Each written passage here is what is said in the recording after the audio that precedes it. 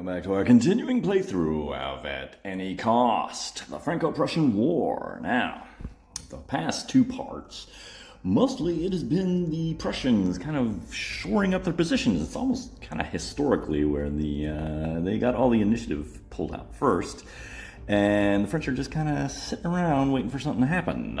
But they're going to get on the move here pretty soon. So let's go ahead and get started with some chit draws. Mix chit in the pot. All right, yes, the French are going to move. This is Marshal Bazaine, and he gets to activate any one division. So, as you can remember, all this is the third corps. You can activate any one division as long as the units are within 2 hexes of each other as a group division connected to this. So the Nariol, I don't know how to pronounce that, but there is basically one brigade here. It's a corps, actually, it doesn't count. There's another brigade here with their artillery and a mitrailleuse underneath, all associated with the Nariol division. And so that's what we're going to activate. And they're going to get a normal activation and get to do everything as if we had drawn the corps chit. So effectively, they're going to get to move twice. The first thing we do is decide our posture. And I think we might end up with some assaults here. So we're going to go ahead and leave him on the A. That's okay because his command range is 2, and that's enough to activate everyone that needs to. Although, frankly, when you pull the Bazaine chit, they're automatically in command, so it doesn't really matter. Okay, and I do believe I actually do get to move the HQ as well, along with the division. I'm almost certain of that. I might have to check. But anyway, let's start with what we know. We just assigned the posture, and so now it is time for fire combat. And like last time, I think I'm going to use start with this unit here, firing 4 into this detachment right here. All right, let's take a look. After all is said and done, he is on the 4 column in this fire. He needs a pretty decent roll. Let's go. A 4 and an 8. I don't know about that one. 4. Oh, I think we're in good shape though. That's a morale test. And the morale test dice comes in at an 8. All right, let's take a look here. Yes, 8 minus 8 is a 0, and a 0 is actually a morale hit on that unit. So that means this unit is going to be shaken. And what it means, it's going to be -1 to his SP, so it's going to go from a 3 to a 2. And his TCR is going to go from an 8 to a 7, so he becomes easier to hit and destroy as time goes on, as more hits come in. Okay. And this is actually just for instrument. I didn't see this rule before, but this is actually considered hidden information, especially in a 2-player game. Basically, your opponent can't sit here and search your stack and see what's underneath there. Now, if he has a good memory, obviously you remember what happened there, but no, he can't review your stacks. So that's a good thing to keep in mind. Okay, so he fired. What else have we got? We also have, this is going to be blasty, because we can combine this brigade with a 5 with this mitrailleuse and fire at the same time. And this is where, well, yeah, that's what I'm going to do. I'm going to fire with the brigade, 1st brigade, and the mitrailleuse at the same time. That's going to put them together with a 9. Let's take a look. All right. On the 9 column, there was 2 shifts, one for being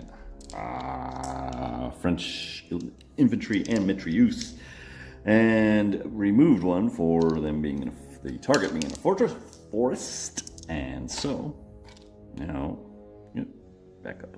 There we go. Let's see the dice. Fire. 5 and a 4. Fairly middling. Let's see here. 5. Not at this column though. Morale test +2. Making this 4 is 6. Unfortunately, I don't think it's going to be enough. Yeah, unfortunately, a 6 minus a 7. Remember, he's got a shaken marker. It's going to be a -1 for no effect. Oof. Well, what do we got left? I don't think I'm going to bother firing with this artillery at a 2.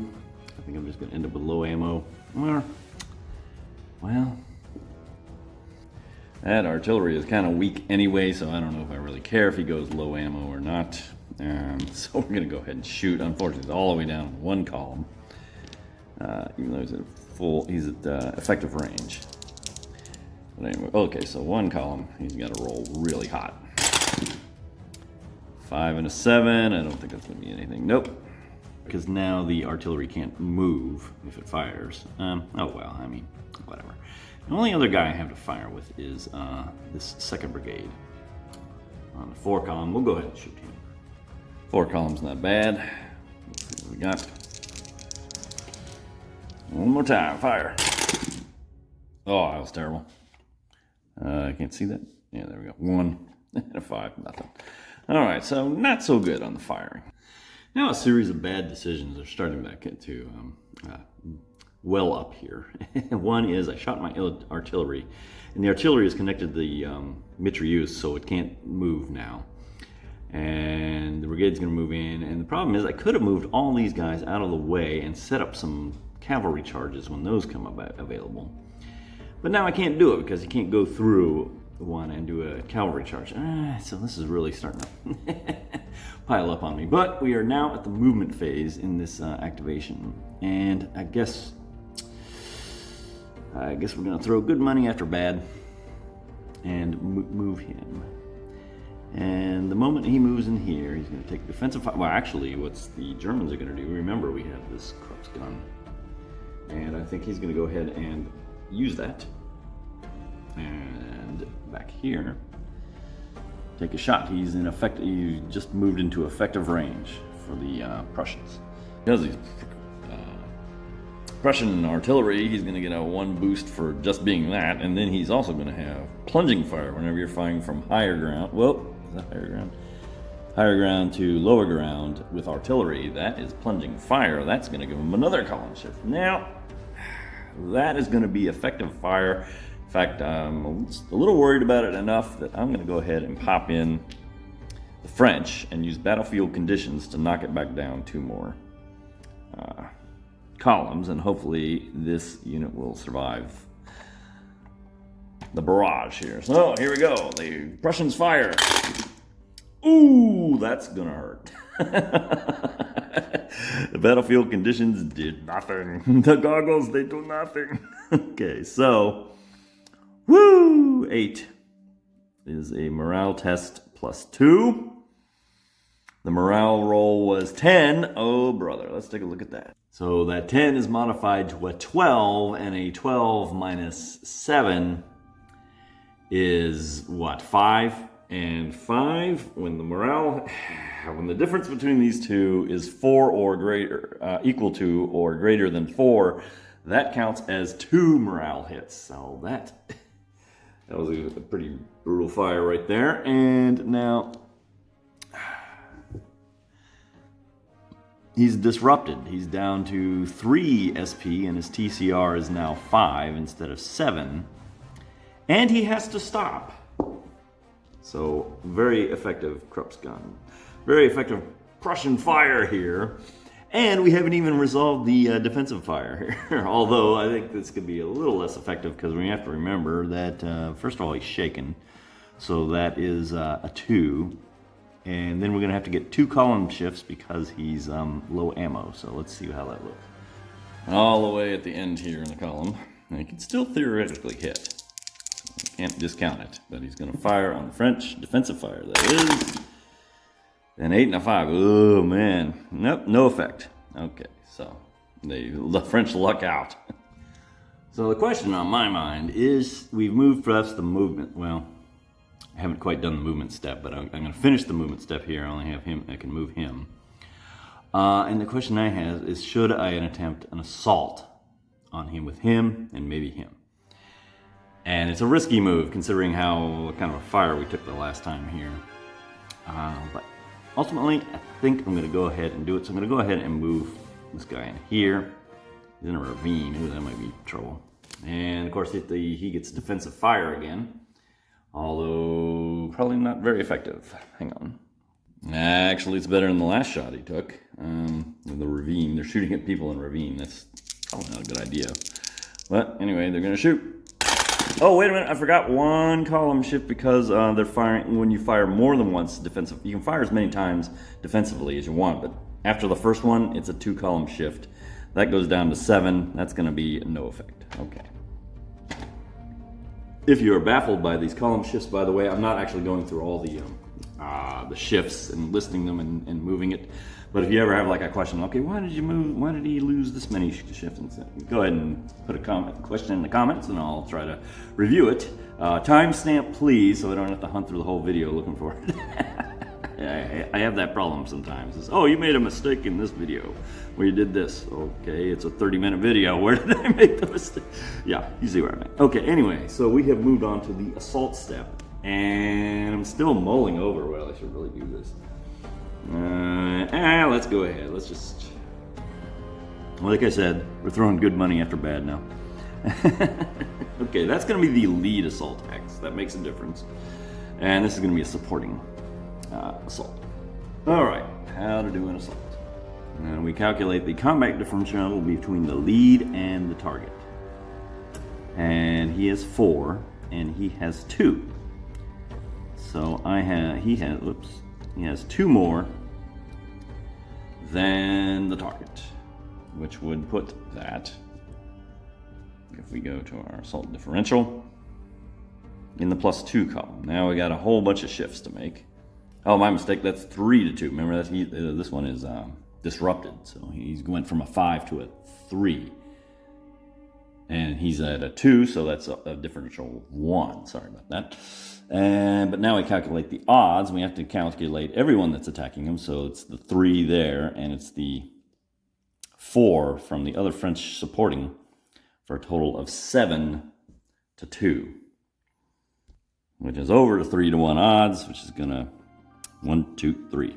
So we're looking better. They're attacking up a slope, so that's 2 column shifts down. 1, 2. They're not flanking, and unfortunately, we do not have better TC cohesion than the other one. Let's see, the defending unit is in a forest. That's another one down, and has better cohesion than them, so we're down to a 0. And I think that is the final one. Now we get to roll. Oops, sorry. It's a 1-die roll. And we roll okay. That's a 6.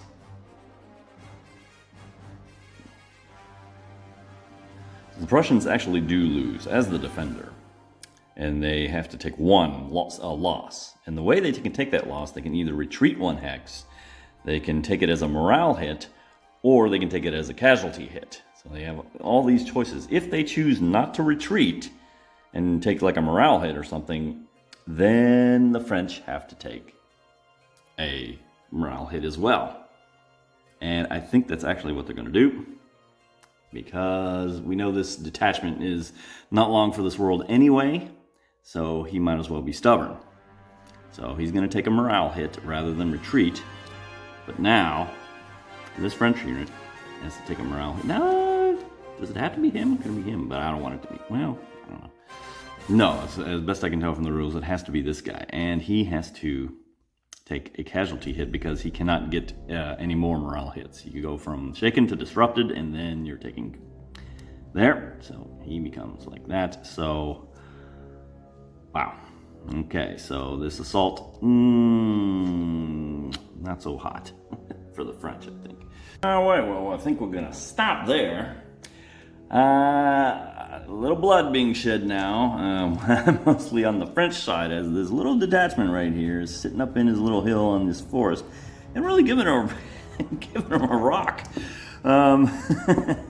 So, join us next time and let's see if the French can do a little better, or if the Prussians are going to hold fast up there and keep them all bottled up. We still have to activate this whole crew here.